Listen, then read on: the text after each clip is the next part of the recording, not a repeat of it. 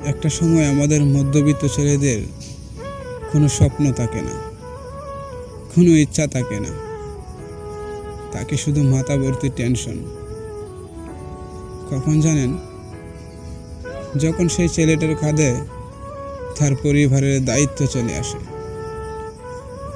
তখন শুধু ছেলেরা একটা কথাই ভাবে, কিভাবে তার পরিবারকে ভালো রাখবে, কিভাবে প্রিয় মানুষটাকে সুখী রাখবে।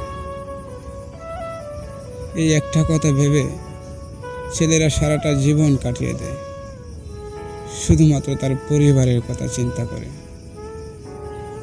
সেই 18 বছর বয়সে বেরিয়ে আসতে হয় প্রিয় গ্রামটাকে ছেড়ে, যেখানে তার পরিবার, আত্মীয় স্বজন, বন্ধু বান্ধবের সাথে আড্ডা, একসাথে বিকেলের খেলাধুলা, সব কিছু ছেড়ে চলে আসতে হয় এক অচেনা শহরে।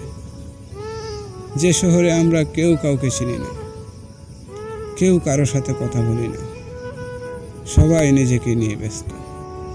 জানেন, এই ধুলোময় শহরে কেউ থাকতে চায় না, সবাই একটা কথা ভেবেই এখানে থেকে যায়, একটা কথা ভেবেই সারাটা দিন পরিশ্রম করে যায়, শুধুমাত্র তার পরিবার ভালো থাকবে বলে।